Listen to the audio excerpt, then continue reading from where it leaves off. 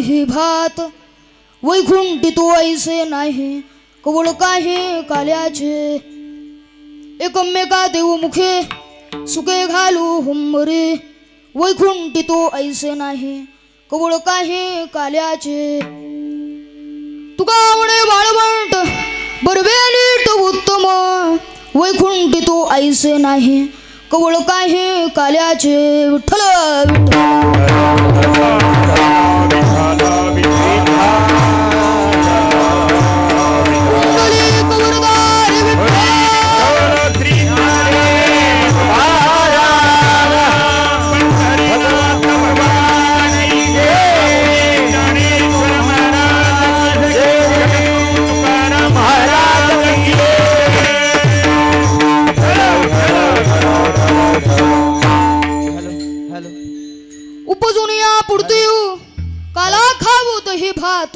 वैकुंठी तो ऐसे नाही कवळ काही काल्याचे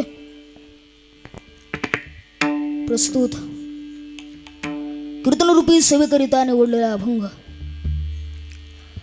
महान भगवत संत सम्राट विश्ववंदे महाराष्ट्र भूषण जगद्गुरु श्री संत तुकाराम महाराजांचा महत्वाचा उत्कृष्ट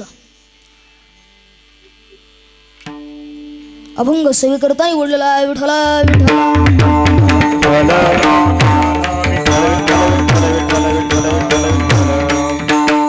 पांडुरंगा करू प्रथम नमन पांडुरंगा करू प्रथम नमन पांडुरंगा करू प्रथम नमन दुसरी चरण संताजिया दुसरी चरण संताजिया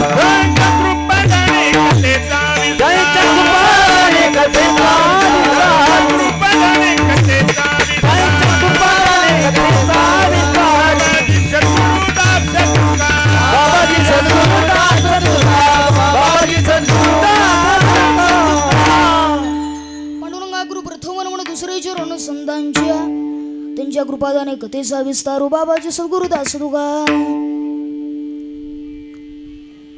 ओम नमो ज्ञानेश्वरा करुणाकरा दयाळा तुमचा अनुग्रह लादलो पावन झालो शराशरी घ्यावी घ्यावी माझी सेवा दीन दुर्बळाची देवा दीन दुर्बळाची देवा दीन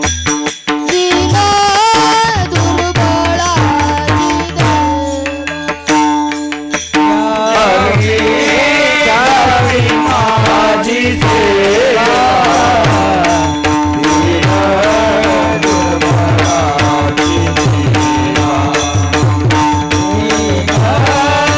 दुर्बळाची देवा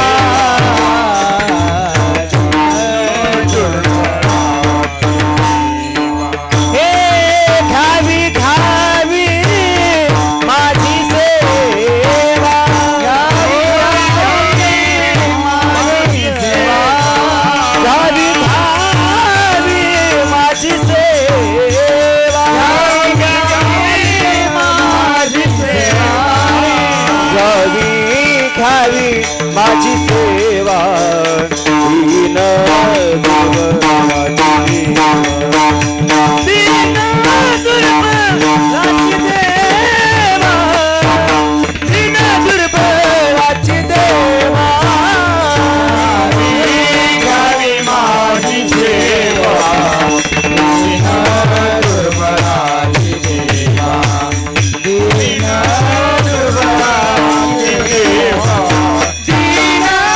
दुर्बळाची देवा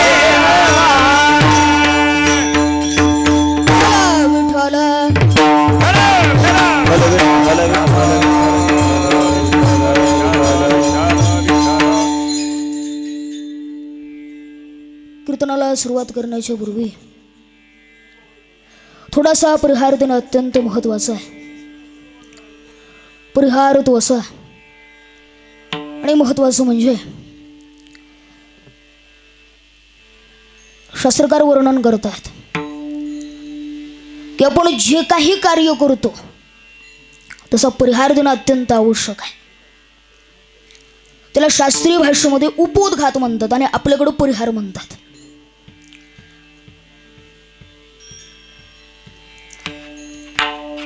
जीवाला परिहार देणं अत्यंत आवश्यक आहे, परंतु दोघांना परिहार द्यायची गरज नाही. त्यांना न सांगता कळतं. पहिले संत महात्मे आणि दुसरा देव. महाराज वर्णन करत आहेत. रे न सांगता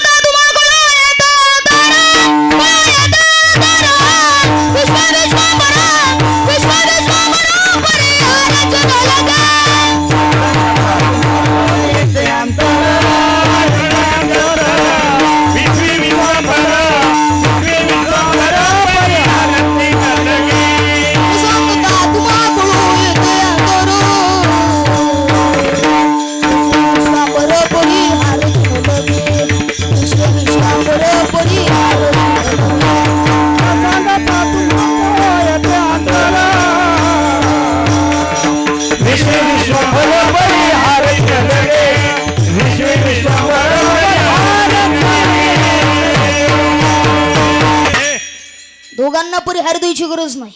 पहिले संत महात्मे आणि दुसरा देव. परंतु आपण सर्वजण जीव आहोत. आपल्याला परिहार देणं अत्यंत आवश्यक आहे. म्हणून परिहार तो असा की श्री नामानंद महाराजांच्या व भागवत ब्रह्म महर्षी वेदानंद महाराजांच्या कृपाशीर्वादाने व सर्व महापुरुकर मंडळींच्या सहकार्यातून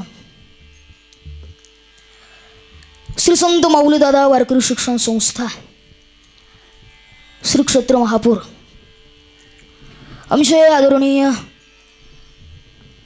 मृदंगदास मृदंग सेवक युवा कीर्तनकार व ज्येष्ठ आमचे गुरुबंधू हरिभक्तीपरायण सतीशजी महाराज केदार महाराजांनी आपल्याजवळ असणारं ज्ञान लोकांपर्यंत पोहोचवावं व हिंदू धर्माचा व वारकरी संप्रदायाचा प्रचार प्रसार व्हावा या उद्देशातून महाराजांनी संस्थेची स्थापना केलेली आहे. आणि आज या वारकरी शिक्षण संस्थेला तब्बल 2 वर्ष पूर्ण झालेत. येवलीस रोप लाविली द्वारी त्याचा विलो गेला गगनावरी या ज्ञानोबरांच्या युक्तीप्रमाणे महाराजांनी संस्थेची स्थापना केली आणि आज त्या संस्थेला 2 वर्ष पूर्ण झालेली आहेत. आणि या 2 वर्षाच्या कालखंडामध्ये आमच्या सतीश महाराजांकडे जेवढे काही विद्यार्थी आले किंवा येत राहिले त्यांच्यामध्ये कशा प्रमाणामध्ये बदल घडला आहे हे आपण डोळ्याने पाहू शकता.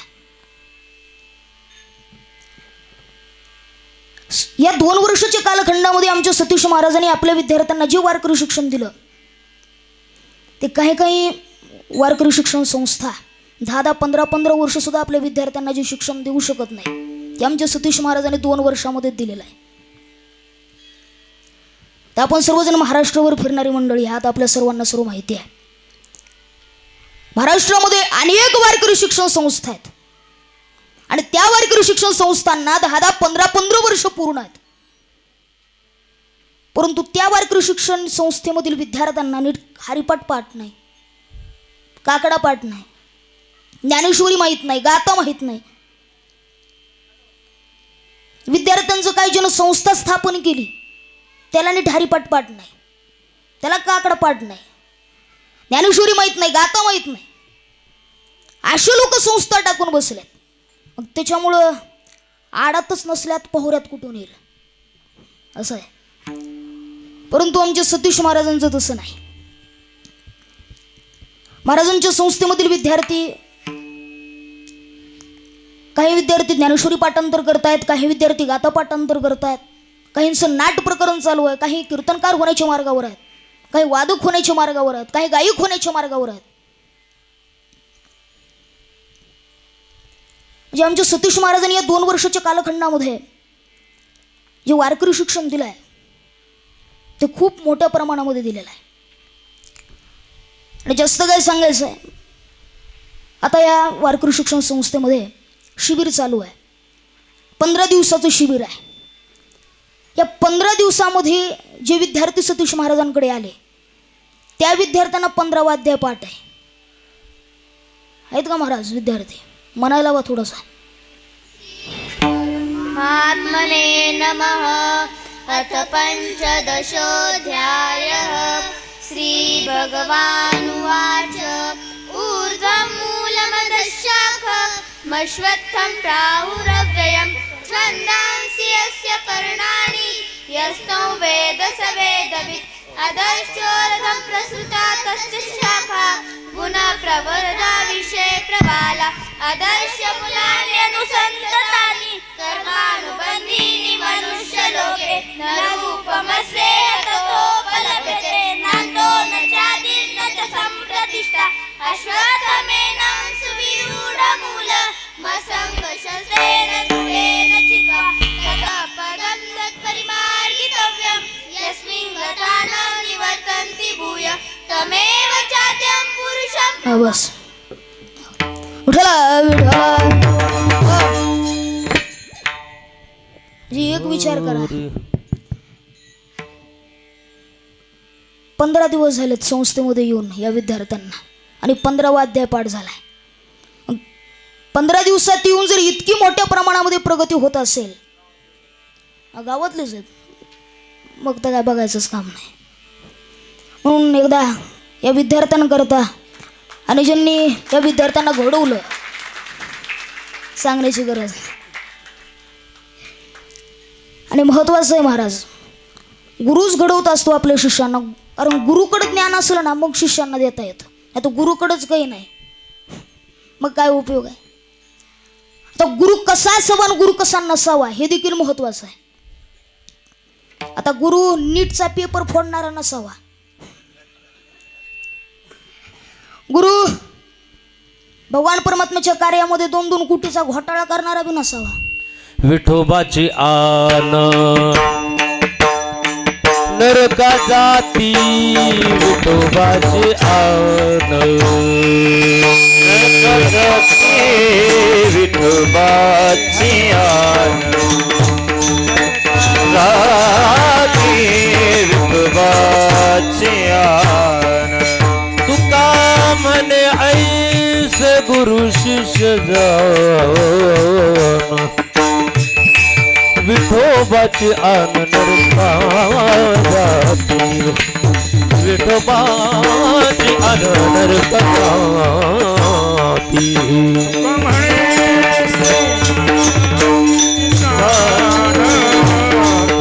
विठोबाची आन नरका जाती. विठोबाची आन.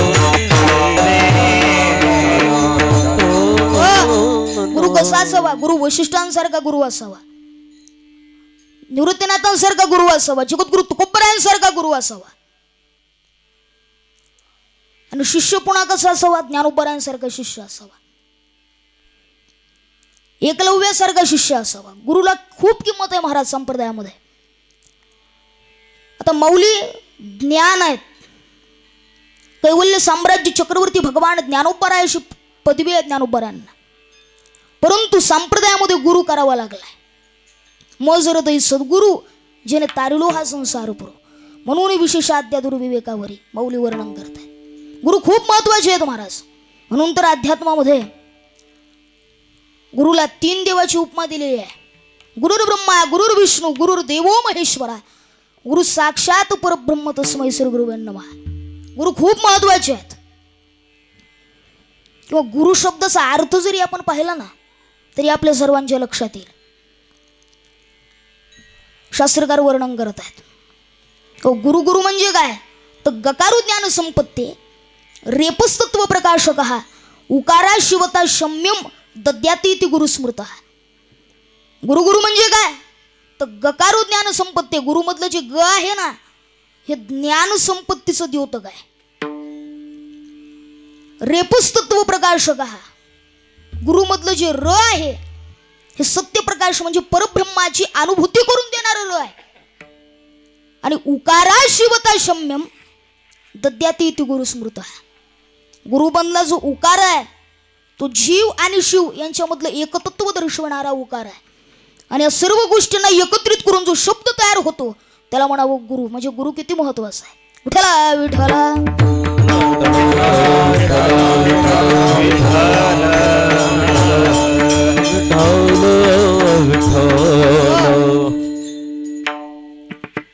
किंवा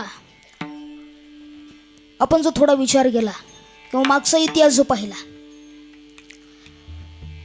तर भगवान परमात्म्याच्या विषयीचं जे ज्ञान आहे हे संपूर्ण गुरु परंपरेमार्फतच आलेलं आहे. आपण पहा शांतीब्रह्म एकनाथ महाराजांची जनार्दन स्वामीकडून आलेली गुरु परंपरा आहे. माऊली ज्ञानोबरायांची गुरु परंपरा आपल्या सर्वांना माहितीच आहे. आदिनाथ गुरु सकळ सिद्धांचा मच्छिंद्र तयाचा मुख्य शिष्य मच्छिंद्राने बोध गोरक्षासे केला. गोरक्ष वळला गहिनी प्रति गहिनी प्रसादी निवृत्ती दातार ज्ञानदेवासार सुजविली. मग ज्ञानोबरांनी पुन्हा ज्ञानेश्वरी मार्फत असेल सांगदेव पासष्टी मार्फत असेल हरिपाठामार्फत असेल ते ज्ञान पुन्हा आपल्या पुढे दिलेलं आहे. ही झाली ज्ञानोबरायांची गुरु परंपरा. किंवा याच्याही मागे जाऊन आपल्याला पाहायचं म्हटलं तर आद्यगुरु शंकराचार्यांची गुरु परंपरा आहे. आपल्या सर्वांना माहितीच असेल. आता भरपूर इथं कीर्तनकार मंडळी आहे भागवतकार मंडळी आपल्या सर्वांना माहिती असेल. भगवान विष्णूंनी ते ज्ञान ब्रह्मदेवांना दिलं. ब्रह्मदेवांनी ते ज्ञान नारदांना दिलं. नारदांनी ते ज्ञान व्यास महर्षींना दिलं. व्यास महर्षींनी ते ज्ञान शुकाचार्यांना दिलं. शुकाचार्यांनी ते ज्ञान गौडपादाचार्यांना दिलं. गौडपादाचार्यांनी ते ज्ञान गोविंदपादाचार्यांना दिलं. आणि गोविंदपादाचार्यांनी ते ज्ञान जगद्गुरु शंकराचार्यांना दिलं. आणि जगद्गुरु शंकराचार्यांनी पुन्हा पद्मपादाचार्य असतील किंवा भरपूर शिष्य आहेत जगद्गुरु तुकोबा शंकराचार्यांचे. म्हणजे मला सांगण्याचा उद्देश आहे की जी परंपरा आहे गुरु परंपरा म्हणजे भगवान परमात्म्याच्या विषयीचं ज्ञान हे गुरु परंपरेमार्फत आलेलं आहे. गुरु परंपरा खूप महत्वाची आहे महाराज. आणि आताच्या काळामध्ये तो गुरुची खूप गरज आहे. हे कलियुग आहे. कलियुगामध्ये सगळं विपरीत वातावरण झालंय. रे ऐका कलीचे महिमान ऐका कलीचे महिमान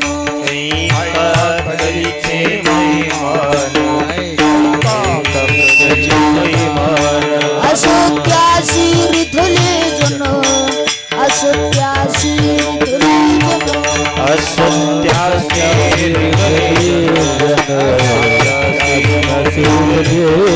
देती पापा अनुमोदन देती पापा अनुमोदन देते पापानुमोदन पापानुमोदन करती हेळन सकाळची हेळन संताची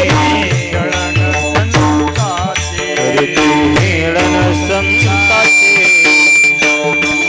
जे महिमान ऐका कलीचे महिमान ऐका कलीचे महिमान ऐका कलीचे महिमान ऐका कलीचे महिमान ऐका कलीचे महिमान ऐका कलीचे महिमान बाबा देती अनुमोदन करती खेळण धुंदाचे करती खेळण धुंदाचे ऐका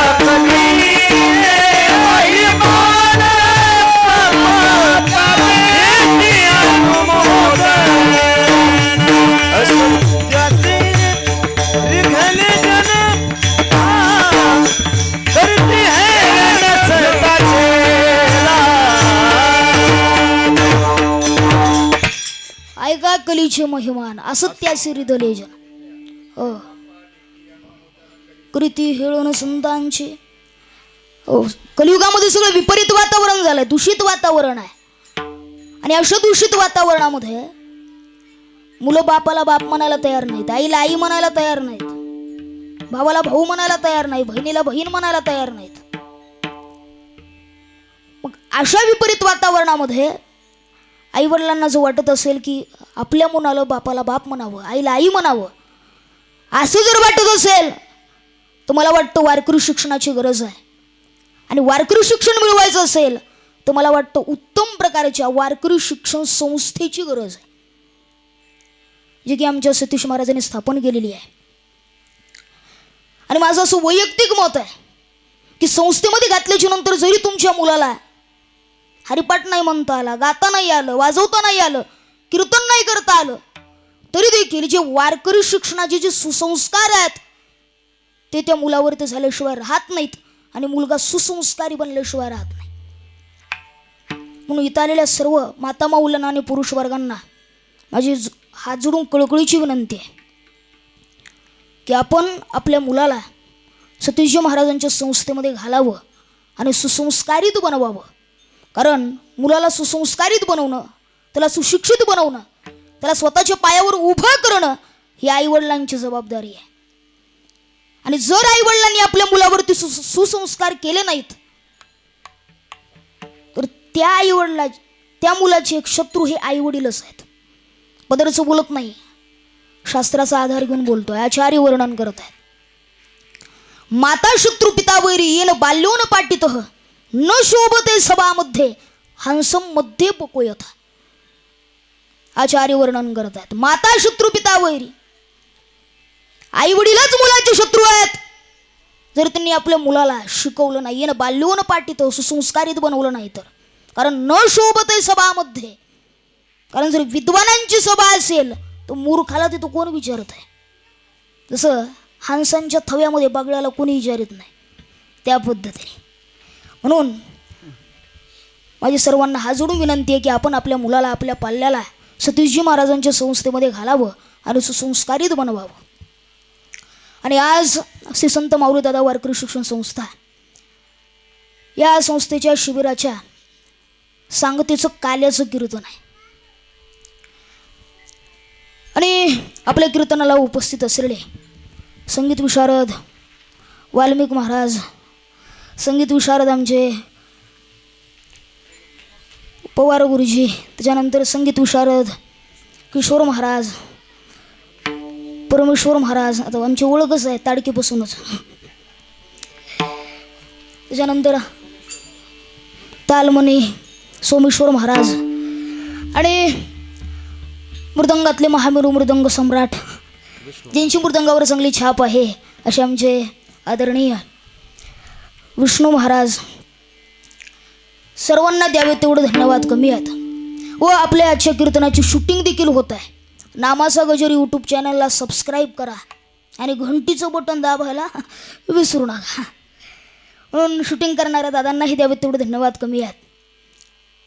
ज्यांची सुंदर अशी माईक सिस्टीम आहे त्यांनाही द्यावे तेवढे धन्यवाद कमी आहेत. चांगलं आहे, आपण सर्वजण एवढ्या मोठ्या संख्येने कीर्तनाला उपस्थित आहात, आनंद आहे. कीर्तनात बसल्याच्यानंतर सर्वांनी विठ्ठल विठ्ठल म्हणायचं, टाळ्या वाजवायच्या आहेत. कुणीही कीर्तनातून उठायचं नाही, सर्वांनी शांत राहायचं आहे. व बाकीचे नियम तुम्हाला सांगण्याची गरज नाही, कारण हे महापूर गाव आहे. इथं भक्तीचा महापूर आहे, ज्ञानाचा देखील. इथं काही कमी नाही महाराज. आणि जे भक्तीचे किंवा कीर्तनाचे जे नियम आहेत हे सांगण्याची गरज नाही, आपल्या सर्वांना सर्व माहिती आहेत. पण जे माहिती आहे इथं वापरा. मी नेहमी सांगत असतो, जे माहिती इथं वापरा. नुसतं माहिती आहे माहिती म्हणून तसं सोडू नका. जे माहिती ते कीर्तनामध्ये वापरा, अंमलात आणा. विठ्ठला विठ्ठला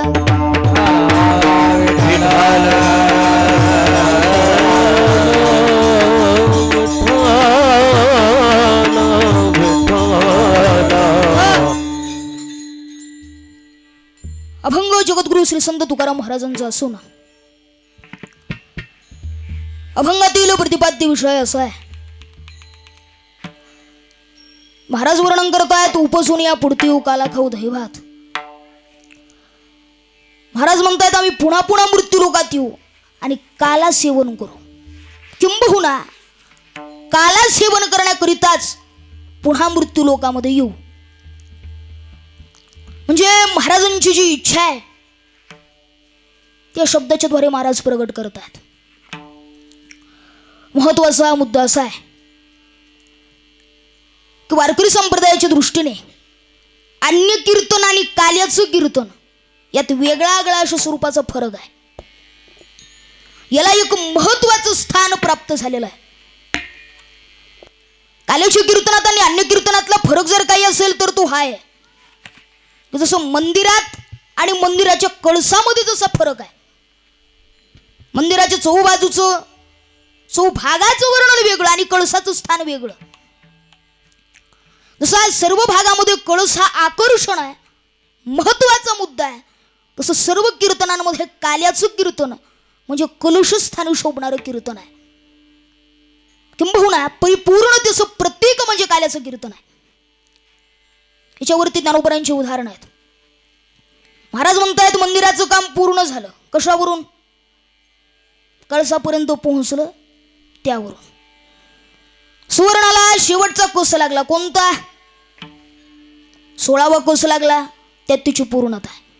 यज्ञाची पूर्णाहुती झाली. यज्ञ कर्म पूर्ण झालेलं आहे. गंगा समुद्रात मिळाली. गंगेची गती कुंठीत झाली. बस याच्या पुढे आता गंगेला जाणं बाकी राहिलेलं नाही. एकदा गंगा निघाली, पर्वतातून निघाली, समुद्राकडे जाण्याकरता निघाली. आता ती कुठे गेली कुठे गेली कुठे गेली प्रश्नचिन्ह ठीक आहे, प्रश्न संपवणं योग्य आहे, परंतु समुद्रात मिळाली. आता प्रश्न उरत नाही. प्रश्न संपला. समुद्रमापम प्रभुशंती यद्वत. तुक म्हणे गंगा सागर संगमी, तुक म्हणे गंगा सागर संगमी.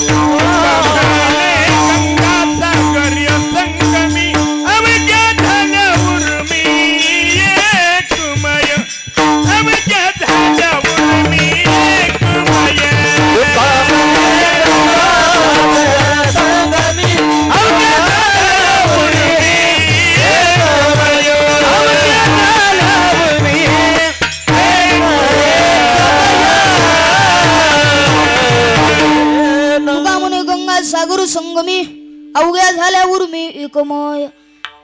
एकदा समुद्रात मिळाली प्रश्न संपला.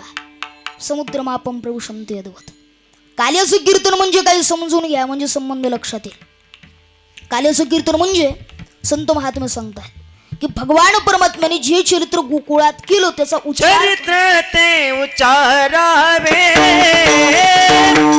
गेले देवे गोकुळे, गेले देवे गोकुळे, गेले देवे गोकुळे.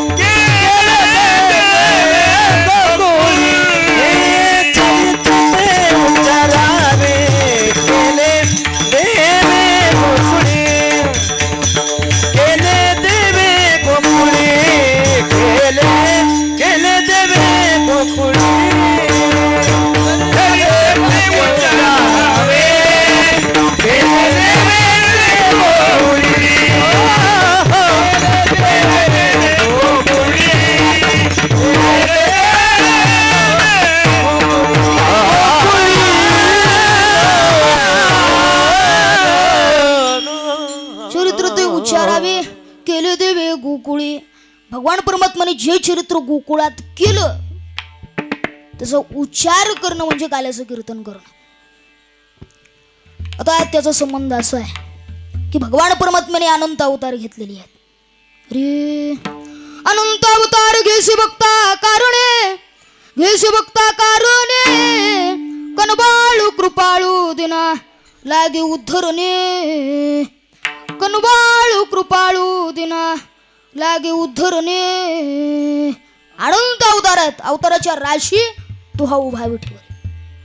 किंवा भागवतामध्ये 24 अवतार सांगितलेले आहेत किंवा संत मालिकेमध्ये 10 मानलेले आहेत. 10 अवतार आहेत. मग आता 10 अवतार असो, 24 अवतार असो वा अनंत अवतार असो, पण गर्ग संहितेमध्ये या अवताराचे प्रकार मात्र 6 केलेले आहेत. अंश, अंशांश, आवेश, कला, पूर्ण आणि पूर्णोत्तम हे झाले प्रकार 6 गर्ग संहितेमध्ये. आता या 6 प्रकारांपैकी 4 प्रकार वगळून राहिलेले 2 प्रकार पूर्ण आणि पूर्णोत्तम यात कोणते अवतार आहेत तर राम अवतार पूर्ण आहे आणि कृष्ण अवतार मात्र परिपूर्णोत्तम आहे. तर पूर्ण आणि परिपूर्णोत्तम यातला फरक सांगतो तुम्हाला. जिथे कार्य करण्याचं सामर्थ्य आहे पण निर्णय घेण्याचं स्वातंत्र्य नाही त्याला म्हणावं पूर्ण अवतार. पण जिथे निर्णय घेण्याचे स्वातंत्र्यासह कार्य करण्याचं सामर्थ्य एकवटलं आहे त्याला म्हणावा परिपूर्णोत्तम अवतार. मग आता राम अवतारामध्ये सामर्थ्य नव्हतं का एका पत्नीपेक्षा अनेक पत्न्या करण्याचं? सामर्थ्य होतं पण स्वातंत्र्य होतं का? नाही. किंवा जेव्हा जेव्हा रामप्रभूंना घटना दुरुस्तीची वेळ आली तेव्हा तेव्हा त्यांनी कुणाकडे बोट केलेलं आहे? वाल्मिकी ऋषींकडे बोट केलेलं आहे. त्यांनी सांगितलं हे पहा माझं जे कार्य आहे ते बोलीला वाल्मिकी तैसीची करीन आणि वरतून दावीनं नामा म्हणे किंवा म्हणे नामा. मग कुंजतम राम रामेती मधुरम मधुराक्षरम आरोही कविता शाखा वंदे वाल्मिकी कोकिलम. ओ वाल्मिकी ऋषींनी सांगावं आणि आम्ही तसं करावं. वरतून दावीनं बदलून दावीन नव्हे. याच्यापेक्षा बोलू वाल्मिकी ऋषींनी केलेली घटना यांनी दुरुस्त केली नाही. कारण घटनाच अशी गेली होती की कोणत्याही काळामध्ये बदलण्याचा प्रसंगच उरला नव्हता. त्रेतायुगामध्ये केलेली घटना आज कोणत्या युगात त्याच्यावर किती वर्ष उलटले असतील बघा तुम्ही. आता कलियुगाला प्रारंभ होऊन 5134-35 वर्ष उलटली. त्याच्या अगोदर द्वापार युग झालं. द्वापार युगाचे 8,64,000 वर्ष उलटली. त्याच्या अगोदर त्रेतायुग झालं. त्रेतायुगामध्ये राम अवतार झाला आणि राम अवताराच्या आधी म्हणजे 12,000 वर्ष अगोदर वाल्मिकी ऋषीने रामायण लिहिलं. म्हणजे त्या काळी लिहिलेली घटना आजच्या काळातही बदलण्याची वेळ येत नाही. विठ्ठला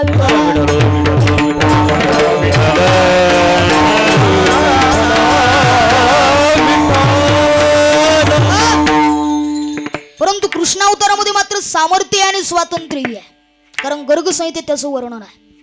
रे परिपूर्णतम साक्षात श्री कृष्णानंदे एक कार्यार्थमागत्यम कोटि कार्यम चकार. परिपूर्णतम साक्षात श्री कृष्णो नांदी एवही परिपूर्णतम कृष्ण हा. असं एकही अवतार नाही. भगवान श्रीकृष्ण परमात्म्याचा अवतार परिपूर्णोत्तम अवतार आहे. मग अवतार परिपूर्णोत्तम आहे म्हणून अवतारातल्या चरित्रातही परिपूर्णत्वमत्व आहे. म्हणून ते चरित्र जो वर्णन करतो त्याच्या कार्याला त्याच्या जीवनाला परिपूर्णत्व प्राप्त होतं. म्हणून वारकरी संप्रदायाच्या दृष्टीने काल्याच्या कीर्तनाच्या दिवशी भगवान श्रीकृष्ण परमात्म्याचं चरित्र वर्णन करून आपल्या सप्ताहालाच नव्हे तर आपल्या जीवनाला परिपूर्णत्व प्राप्त करून घ्यायचं असेल तर काल्याचं कीर्तन आहे. विठ्ठला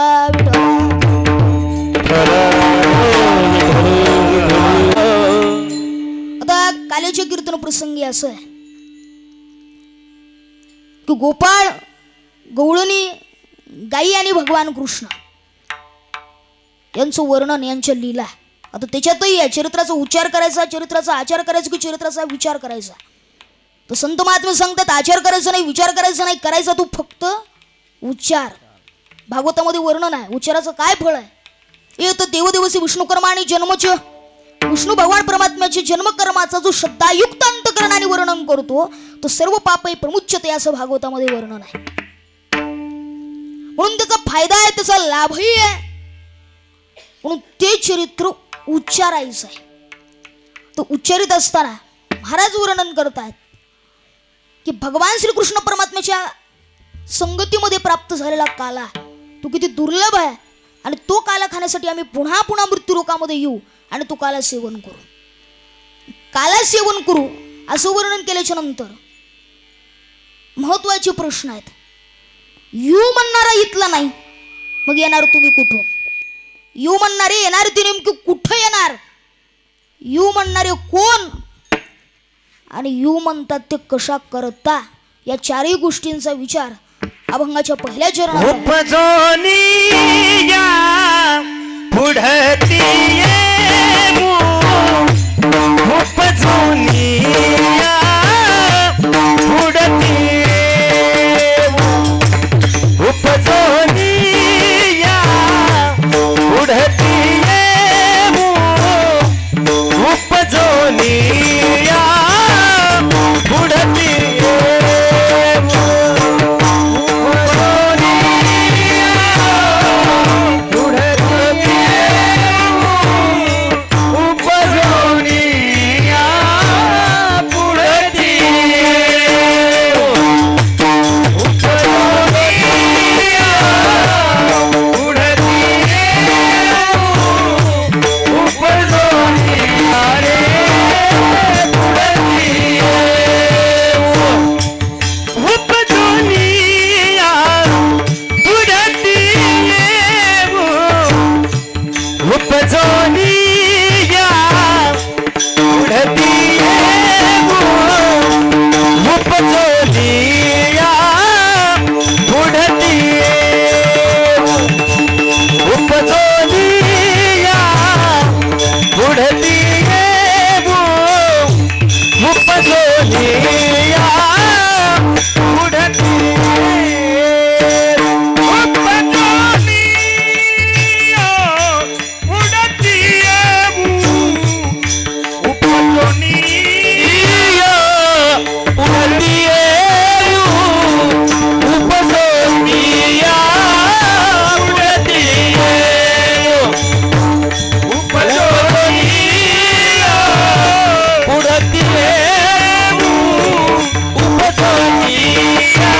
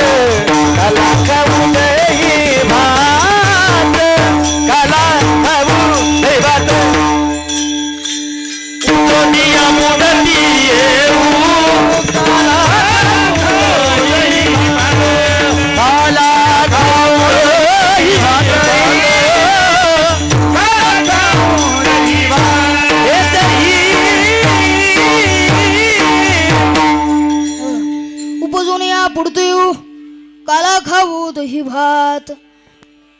महाराज म्हणतात आम्ही पुन्हा पुन्हा मृत्यू लोकामध्ये येऊ आणि काला सेवन करू. तसा अर्थ आम्ही आलेले नाहीत, येऊ असं नाही. आलेले आहोतच पण पुन्हा पुन्हा येऊ असं वर्णन आहे. येऊ नेमकं कुठून? तर वैकुंठातून. येणार ती नेमकी कुठं येणार? तो मृत्यू लोकामध्ये. येऊ म्हणणारे कोण? तो गोपाळांच्या वेशात अवतारात असणारे जगद्गुरु श्री संत तुकाराम महाराज. आणि येऊ म्हणतात ते कशा करता, काय कारण आहे एवढ्या लांबून एवढ्या लांब? तर त्याचं उत्तर आहे काला खाऊ दही भात. काल्यासाठी वैकुंठातून मृत्यू लोकात येऊ म्हणणारे जगद्गुरु तुकाराम महाराज आहेत. विठ्ठला विठ्ठला.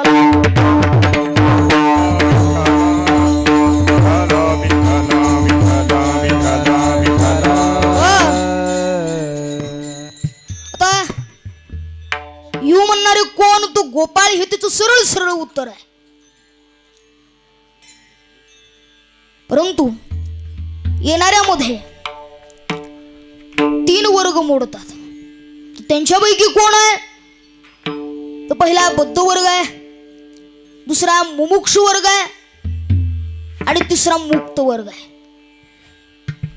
तो बद्ध म्हणतो का उपजून या पडतो येऊ? तो बद्धांची भूमिका नाही. काय? कारण तिची 2 कारण. काला देवाच्या सानिध्यात होतो, बद्धाला देवाचं सानिध्य प्राप्त होईलच कसं? म्हणून बद्धांची भूमिका नाही. आणि त्याचंच दुसरं कारण असं आहे की बद्धाला पुन्हा जन्ममरण घेण्याचं स्वातंत्र्य नाही. स्वातंत्र्य नाही म्हणून बद्ध म्हणू शकत नाही की उपजून या पुढे येऊ. म्हणून बद्धांची भूमिका नाही. मग मुमुक्षु तरी आहे का? ज्ञानोबा सांगतात मुमुक्षु नाही. मुमुक्षु शब्दाचा सरळ सरळ अर्थ आहे मोक्षम इच्छिते ती मुमुक्षुता. मोक्ष प्राप्तीची इच्छा आहे किंवा याच्यापेक्षा बोलतो नुसती इच्छा असून चालत नाही, तसे प्रयत्न आहेत. म्हणजे तीव्र जिज्ञासा आहे. कारण जिज्ञासूतही पुन्हा 2 प्रकार आहेत, एक मंद जिज्ञासू आणि एक तीव्र जिज्ञासू किंवा निष्क्रिय आणि सक्रिय. आता पंढरपूरला जाण्याची इच्छा आहे. मला वाटतंय मी पंढरपूरला गेलो पाहिजे होतं. मला वाटतंय मी पंढरपूरला गेलो पाहिजे होतं. पण तसे प्रयत्न आहेत का? घरचं काम सोडलंय का? तिकटापुरते पैसे घेऊन खाण्याचे पदार्थ घेऊन एसी स्टँडवर आलाय का? तिथून पंढरपुरात आलाय का? चंद्रभागे स्नान केलंय का? पांडुरंग परमात्म्याचं दर्शन, नगर प्रदक्षिणा, कीर्तन, प्रवचनाचे श्रवण, मग तिथून माळ, तुळशी, बुक्का वगैरे ज्ञानेश्वरी ग्रंथ आणलाय का? तर पंढरपूरला. याला क्रिया म्हणतात. तसं मला वाटतं मोक्ष मिळाला पाहिजे, मला वाटतं मोक्ष मिळाला पाहिजे. इच्छा आणि प्रयत्न आहेत, त्याला म्हणावं जिज्ञासू व मुमुक्षु. माऊली वर्णन करत आहेत. स्वर्ग उभगले मोक्ष योग ज्ञान बळगले पुढे ते नयोया निघाले पैजायत. पुढे ती नयोया निघाले पैजायत. भवस्वर्गा उभगले मुमुक्षुचं वर्णन आहे. तो या जन्ममरणाला कंटाळलाय आणि त्यांनी अशी पैज मारलेली आहे की पुन्हा आम्ही इथं येणार नाही. आता ज्ञानोबर आहे ही ओवी 15व्या अध्यायातली किंवा 13व्या अध्यायातले ओवी आपण पहा. तर त्या मुमुक्षु पुढे त्या जन्म मरणाचं किती दुःख आहे हे माऊली वर्णन करत आहेत. तो डोळा हरळून विरे खाई कोतून जिरे तैसे काडीचे विसरे जन्म दुःख. डोळ्यात गेलेला खडा माणूस कधी विसरत नाही. शस्त्र पायात रुपलं जगमेत रुपलं ते शस्त्र माणूस कधी विसरत नाही. ते सदैव डोळ्या पुढे. त्या पद्धतीने जन्ममरणाचं दुःख ते महात्मे कधी विसरत नाही, ते मुमुक्षु कधी विसरत नाही. आणि ते दुःख डोळ्यासमोर ठेवून पुन्हा आम्ही इथं येणार नाही असे त्यांचे प्रयत्न आहेत. माऊली वर्णन करत आहेत. म्हणे पोयगरती रिगाला हा मुतरंदी रिगाला कटारिम्या चाटीला कुच्च स्वेदू आईसी आईसी आपरी जन्माचा कांटाळा धरी म्हणे आता 3 करी जनी आईसी होय. त्यांनी अशी पैज मारलेली आहे की पुन्हा आम्ही इथं येणार नाही. मग आता जन्म मरणाला कंठाळलेले मोक्ष सुखाची अपेक्षा करणारे ते मुमुक्षु उपजून या पुढे ते म्हणेल का? म्हणून हे उद्गार मुमुक्षुचे नाही, हे उद्गार बद्धाचे नाही. मग हे उद्गार कोणाचे आहेत? तर हे उद्गार आहेत मुक्ताचे. आता मुक्ताचे उद्गार म्हणल्यानंतर तुम्ही म्हणाल महाराज मुक्ताचा अर्थच आहे वृत्तीचा लय झाल्यामुळे तो मुक्त ठरला. मग मुक्ताला पुन्हा जन्ममरण घेण्याचं स्वातंत्र्य आहे का? जन्ममरण तू घेऊ शकतो का? असं वर्णन आहे. तो मुक्तात पुन्हा 2 प्रकार आहेत.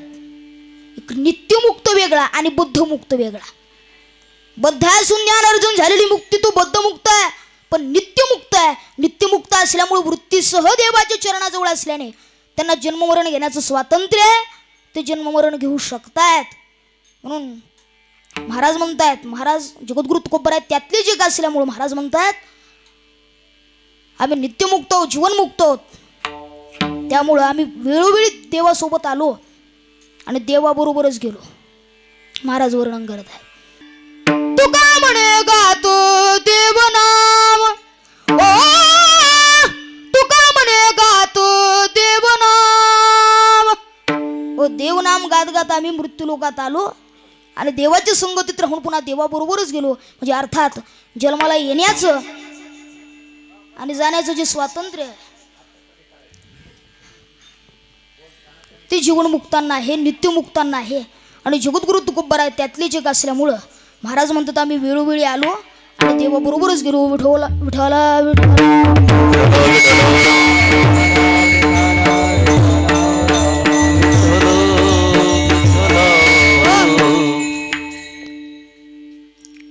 मग महाराजांना विचारलं म्हणे, महाराज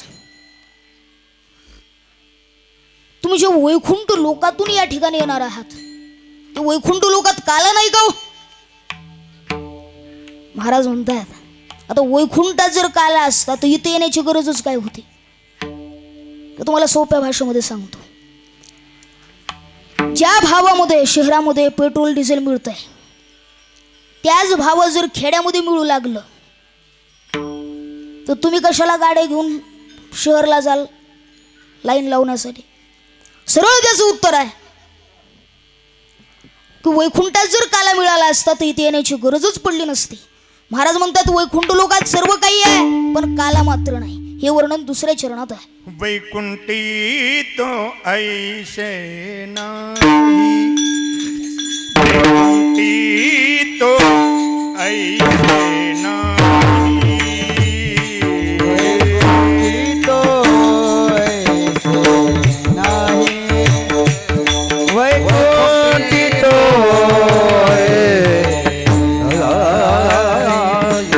वैकुंठी तो ऐसे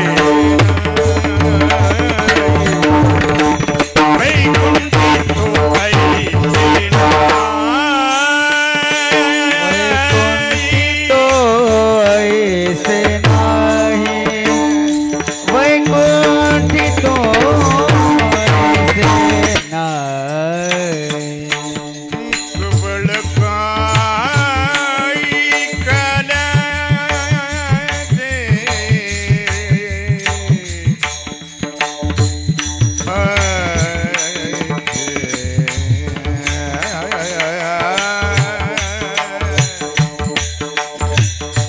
प्रबळ काय कला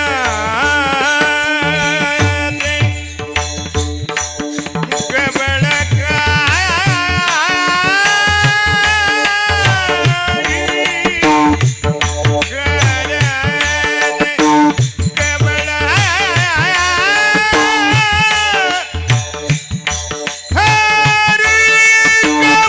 काही कला कबळ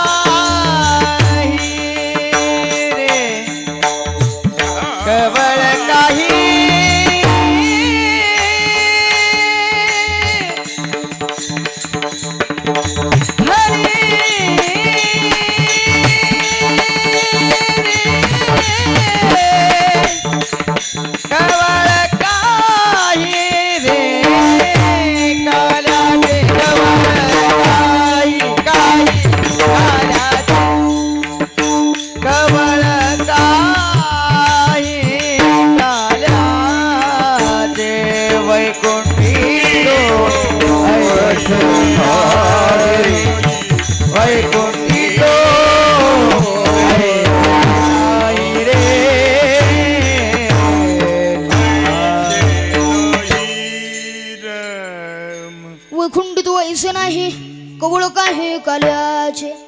वैकुंठ लोकात सर्व काही आहे, काला मात्र नाही. म्हणून महाराज म्हणतात वैकुंठ तो ऐसे नाही आणि कवळ काही काल्याचे. मग महाराजांना विचारलं म्हणे, महाराज तुमच्या संगतीत प्राप्त झालेला काला तुम्ही लोकांनाही वाटणार का स्वतःच हडप करणार? महाराज म्हणतात नाही नाही नाही, आमच्या संगतीत प्राप्त झालेला काला आम्ही एकूणमेकाच्या मुखात घालू. हे वर्णन अभंगाच्या तिसऱ्या एकमेका देवो मोकी एकमेका देवो मोकी एकमेका देवो मोकी एकमेका देवो मोकी एका देवकी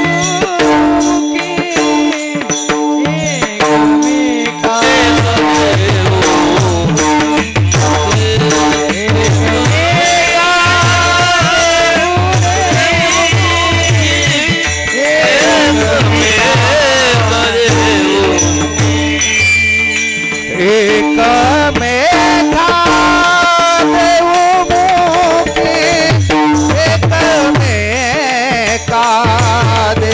मोकी एकमेका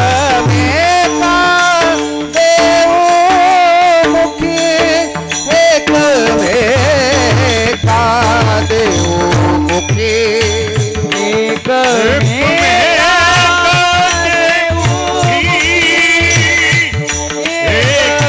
एकमेका देवो मोकी एकमेका देवो मोकी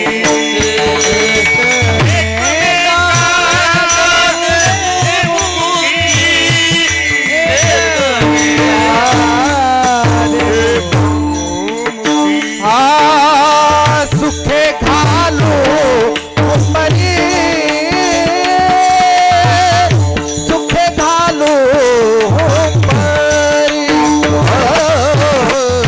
सुखे घालो उंबरी सुखे घालो उंबरी वैकुंठी ऐसे नाही वैकुंठी वैकुंठी ऐसे नाही वैकुंठी तो ऐसे नाही सुखे घालू बरी सुखे घालू बरी वैकुंठी तो ऐसे नाही वैकुंठी तो ऐसे नाही वैकुंठी तो ऐसे नाही वैकुंठी तो ऐसे नाही एकमेका देऊ मुखे सुगे घालू हुंबरी वैकुंठी तो ऐसे नाही कवळ काही काल्याचे. मग महाराजांना विचारलं म्हणे, महाराज तुम्ही हा काला कुठं खेळावं? तर हे वर्णन शेवटच्या चरणात आहे. तुका म्हणे वाळवंट तुका म्हणे वाळवंट कमने बलबंड रे कमने बलबंड तुका तुका म्हणे वाळवंट तुका म्हणे वाळवंट तुका म्हणे वाळवंट कमने बलबंड कमने बलबंड तू कमने बलबंड बरवे नीट उत्तम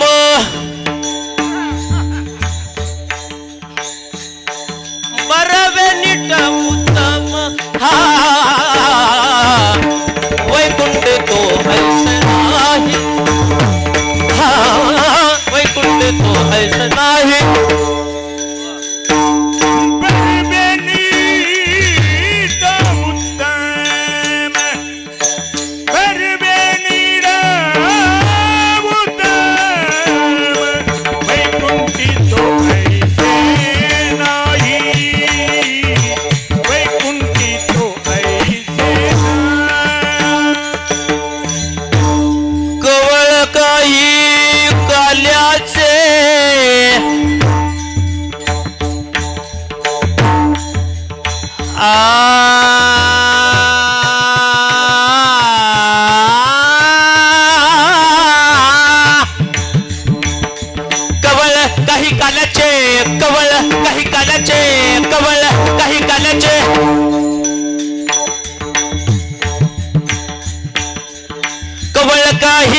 कलचे कवळ काही कलचे कवळ काही कलचे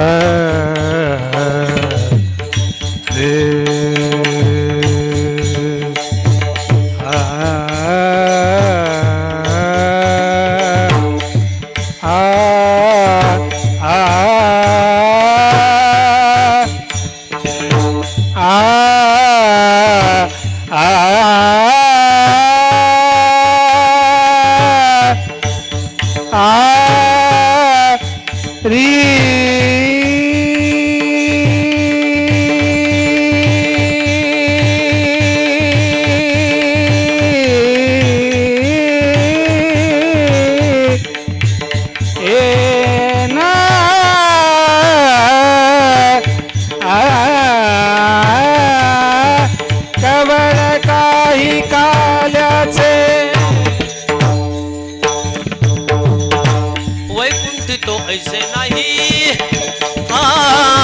वैकुंठ तो ऐसे नाही वैकुंठ तो ऐसे नाही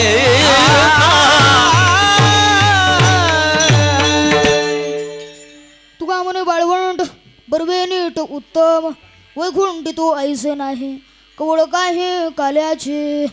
एकदा संप्रदायपूर्वक भजन करूया म्हणजे उरलेल्या वेळामध्ये आपण भगवान श्रीकृष्ण परमात्म्याचं चरित्राचा उच्चार करणार आहात. ढोबार खुमाई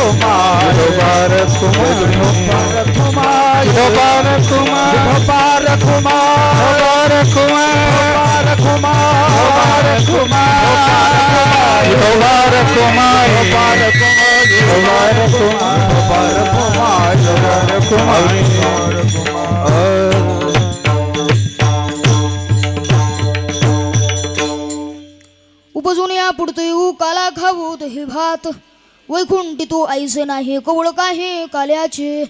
एकमेका देऊ मुखे सुखे घालू हुंबरे वैकुंठी तो ऐसे नाही कवळ काही काल्याचे.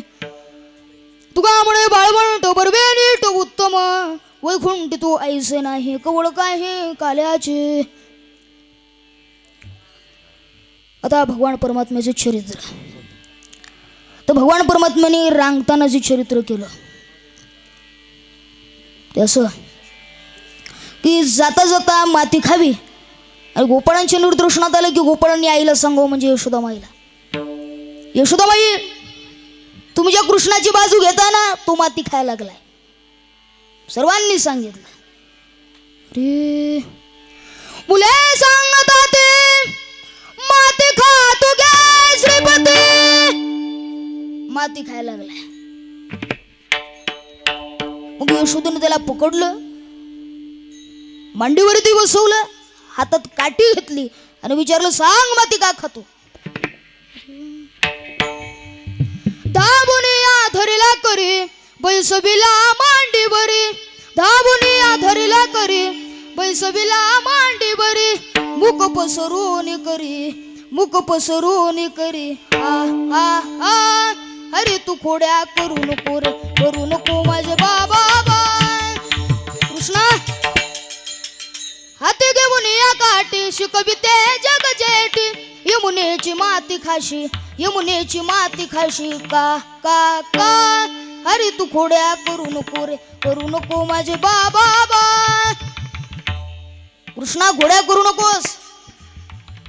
आता हे झालं यशोदेचं म्हणणं. आता कृष्ण काय म्हणतोय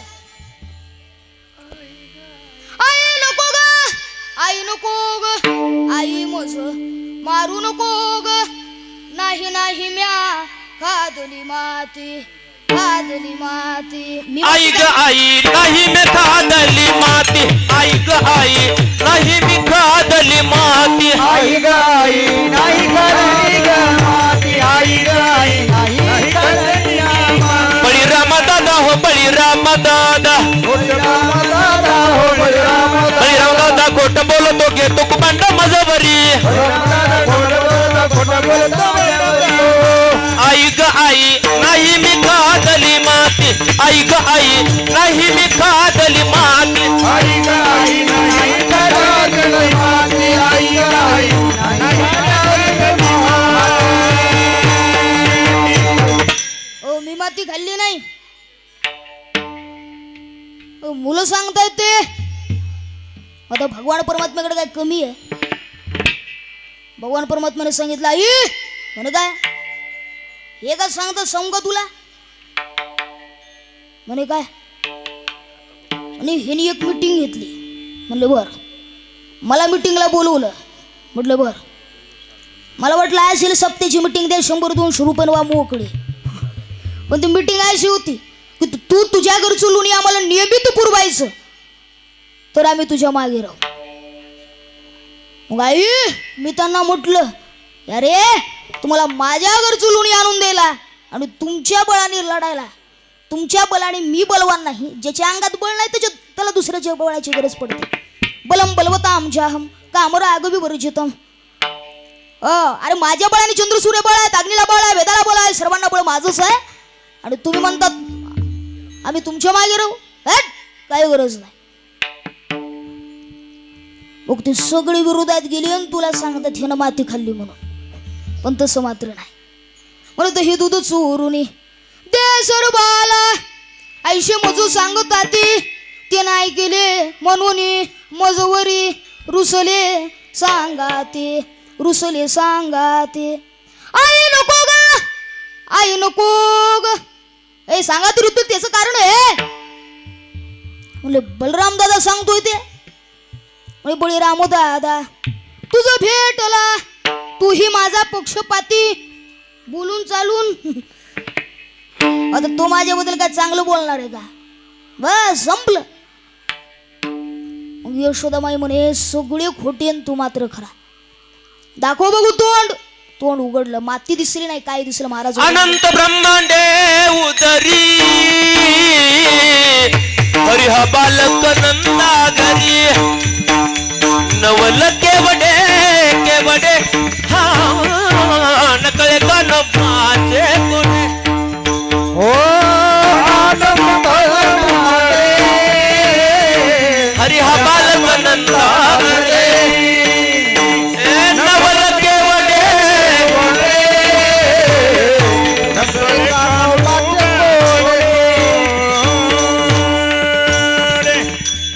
आनंद ब्रह्मांडे उदरे किंवा महाराज वर्णन करतात. मारावयातून उगारली काठी भुण त्या पोटी 14 देखे. 14 भुवनाचं दर्शन घडवलं. यशोदा बैबी झाली, पुन्हा तिच्यावरती माईचा आवरण टाकलं. तू आई मी तुझा मुलगा या बोधाने वावरू लागले. मग भगवान परमात्मा हळूहळू मोठे होऊ लागले. विठला विठला विठ्ठल विठ्ठल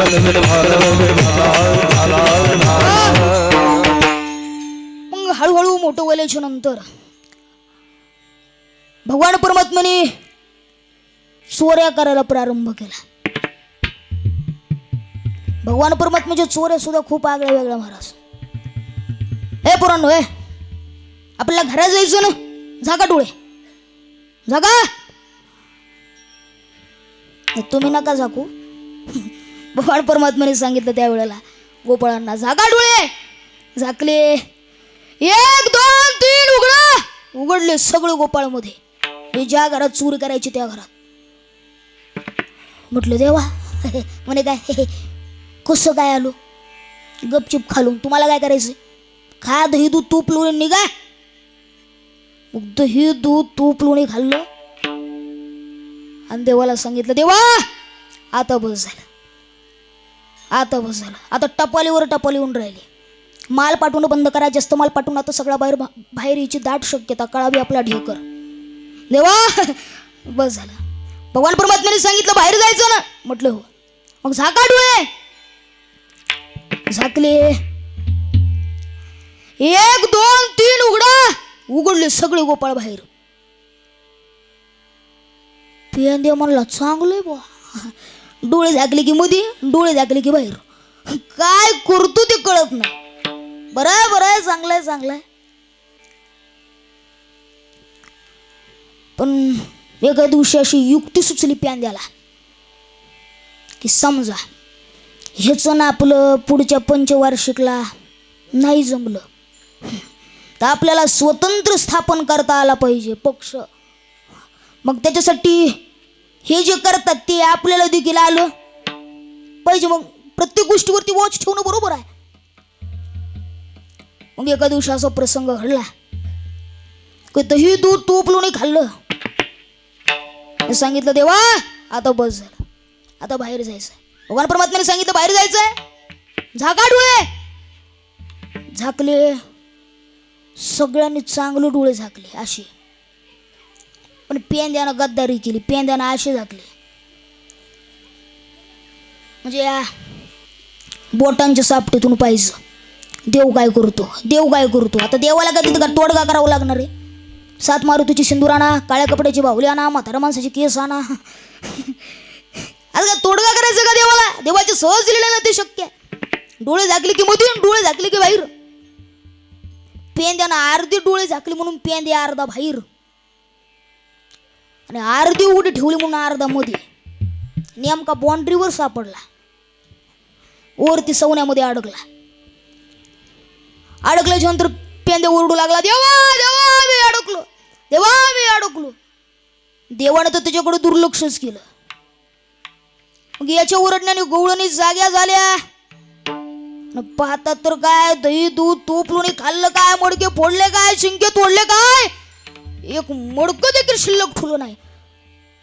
कुणी केलं पाहतात तर, दिले मडके फोडिले, शिंके तोडिले, मडके फोडिले, शिंके तोडिले मडके फोडिले, तोडिले मडके फोडिले, शिंके तोडिले, मडके फोडिले, शिंके तोडिले, मडके फोडिले, शिंके तोडिले मडके फोडिले, तोडिले मडके फोडिले.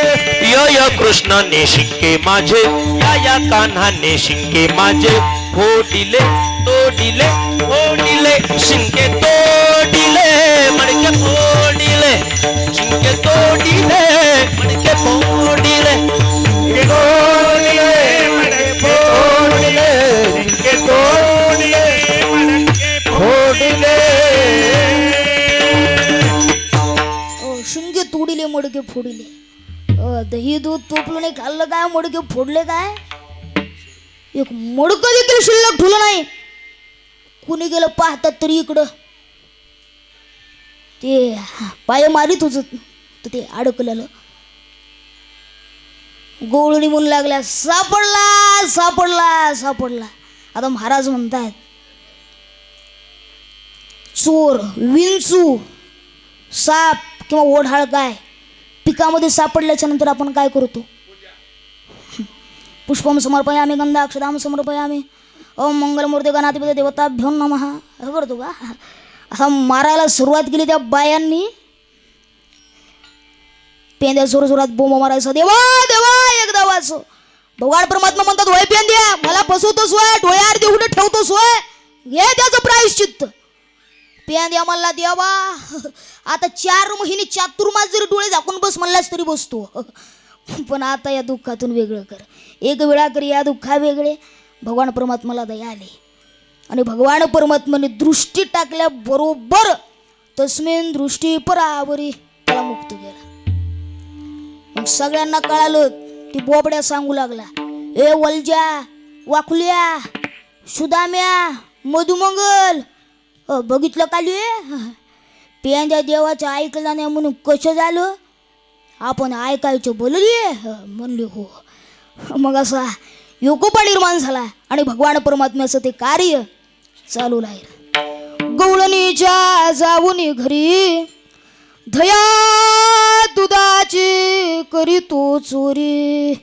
दया दुधाची चोरी करायची. काय चोरायचं आपल्या सर्वांना माहिती आहे. 9 प्रकार चुलुनी ज्या घरी असेल त्या घरी जायचं. 9 प्रकार चुलुनी, श्रवणम कीर्तनम विष्णुस्मरणम पादसेवनम अर्चनम वंदनम दास्यम सख्यम आत्मनिवेदनम. 9 प्रकारची भक्ती म्हणजे चुलुनी ज्या घरी असेल त्या घरी जायचं. एकांत शांतता ज्या घरी असेल त्या घरी जायचं.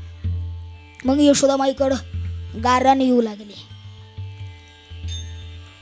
यशोदामाईला म्हणू लागले, यशोदामाई तुमचा कृष्ण आमच्या घरी येतो आणि चोऱ्या करतो, सांगा.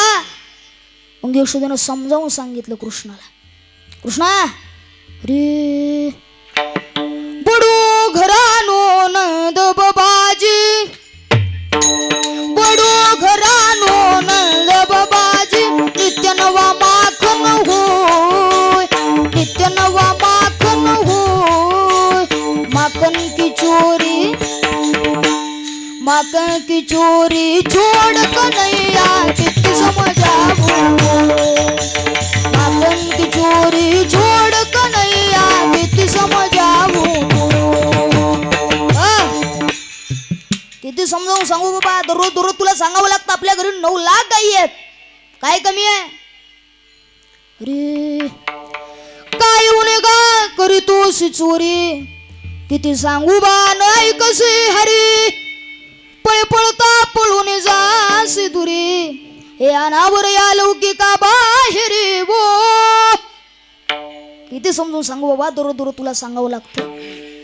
सोडून द्या कृष्णा चोऱ्या करायचं. मग कृष्णाला कळालं मी चोऱ्या करतो. ही यशोदा आईला जाणवतं, आता आपणही दाखवून देऊ मी ही चोऱ्या करीत नाही. मग त्याच्यासाठी एक एक गारण येऊ दिले आणि गारण येऊ सुद्धा लागले.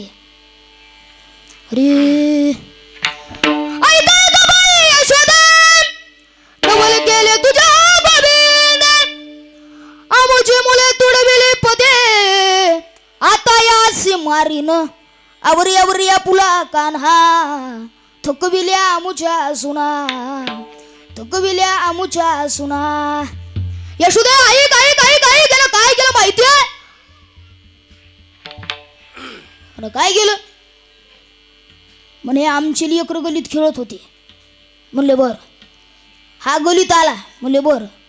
हे सगळे लेकरं खाली पडले ना, आपण चिक्कल तोडवतो तसे लेकरं तोडवले. लेकरं बॉम्बा मारू लागले आणि हा पळून गेला. काय खोड्या का खोड्या. एक म्हणले अव आत्या माझं तर ऐका. म्हणले काय? अरे आपण गातो ताई तुझं तू पलाने, हात पुसत सुण्याच्या मुखाला, दही दूध तूप लोणी यानं खाल्लं आणि लोणाचा गोळा सुनबाईच्या तोंडाला पुसला निघून गेला. मग मी दुसऱ्या दिवशी काय भांडायची हायगाईच केली नाही. अगोदरच्या सासवांना फुल आतरटी होती, सुनेला मारेपर्यंत आतरटी होती. आता बऱ्याच सासवांचे अधिकार काढून घेतले. का काढून घेतले मलाही माहित नाही, कारण माझंच झालं नाही असं आहे. पण काढून घेतले हे मात्र खरं आहे. पण अगोदरच्या सासवा मात्र जाम रात्रीची उठते, लोणी खाते, मांजर कुठली नको ते बोलायची आपली सासूबाई. भगवान परमात्मा म्हणतात बर काल सुनबाईच्या तोंडाला पुसलं म्हणून इतकं बोलती का, उद्या तू ह्या तोंडाला. भगवान परमात्माने तो ही दूध तूप लोणी खाल्लं आणि खरकटात सासूबाईच्या तोंडाला पुसला निघून गेला. आता अगोदरच्या सुनबाई लवकर उठायच्या, मग तिनं झाडलोट वगैरे केली. पाहते लोण्यासाठी अरे रिकामा, इकडे इकडे पाहते तो सासूबाईचं तोंड मात्र. आता आपल्याला म्हणण्याचा अधिकार आहे का? नाही. मग सुनबाईनं काय केलं, एक आरसा घेतला आणि सासूबाईला दाखवला. सासूबाई म्हणे काय पहा तरी तुमचं मुख सुंदर ते द्या नव्हे एवढे पहा तर कर. पाहते तो तिच्या तोंडाला. मग ती म्हणे अरे म्हणते नंदाची पोर पोर, म्हणते नंदाची पोर आज चोर केली करे, म्हणते नंदाची पोर पोर, म्हणते नंदाची पोर. पोराला चोरी केली, त्या गवळ्याच्या पोराला चोरी केली आणि काल मात्र तूच केली होती असं ती म्हणत होती. काय घोड्या का घोड्या. एक म्हणली आव माझं तर ऐका. म्हणे काय, रोज येतो आमुच्या घराशी, धमकावे तो लेकी सुनासी, कोठे लोणी सांग आम्हासी, न सांगता वासरी सोडी विदिसे आवरी आवरी आपुला काणा. परवा दिवशी आमच्या घरी आला. म्हणले बर. सुनबाई एकटीच घरात होती. म्हणले बर. सुनबाईने सांगितलं खबरदार कृष्णा घरात गेलास तर. हिनं काय केलं माहितीये? म्हणे काय, घरात जाऊ नको म्हणते.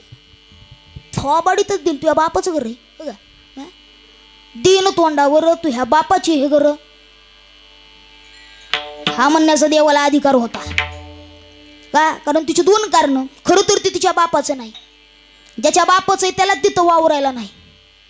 त्यानं समजलं की माया बापाचं आहे म्हणून, पण खरं तर ते तिच्या बापाचं आणि दुसरी महत्वाची गोष्ट, तुझ्या बापाची हे घर जगाचा मालक भगवान पंढरीश परमात्मा आहे आणि हे घर त्याचं आहे. आपण भाडे करू आहे. काया कुटी खाली करणा पडेगा, सोडावं लागणार आहे. असं सांगून भगवान परमात्म्याने तिला बाजूला करण्याचा प्रयत्न केला. तुझी ती बाजूला होत नव्हती. मग भगवान परमात्म्याने आयडिया केली. गोट्यात गेली, सगळी वासरू सोडून दिली. वासरू सुसाट पळायला लागली.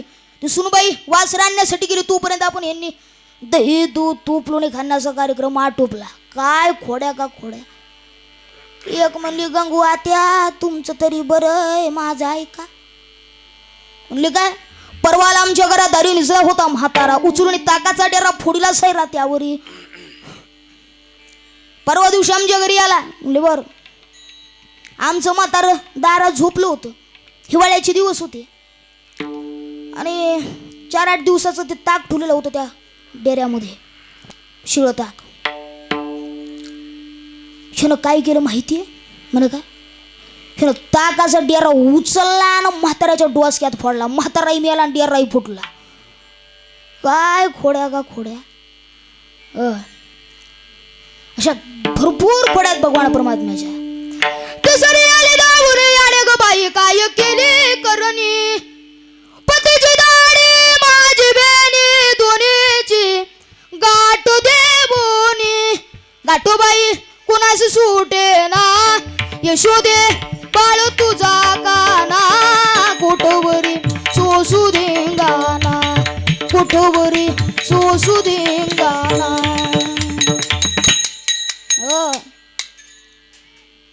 अशा भरपूर खोड्या आहेत भगवान परमात्म्याच्या. याच्या खोड्या सांगू किती महिपत्र सिंधू वाटे. समुद्राची शाई आणि पृथ्वीचा कागद जरी करून लिहिला ना तरी त्या खोड्या संपायच्या नाहीत, इतक्या खोड्या आहेत. जाऊ द्या. विठ्ठला विठ्ठला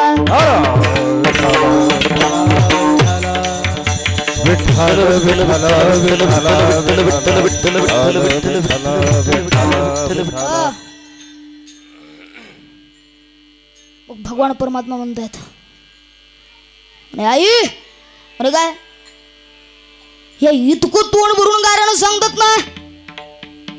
म्हटले, हा विचार बरं त्यांना, मी रात्रीच येतो की दिवसा येतो.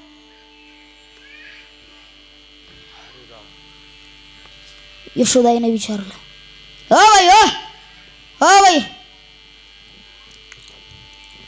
सांगा बरं, हा रात्रीच येतो की दिवसा येतो. आता ते बिचारे गुळ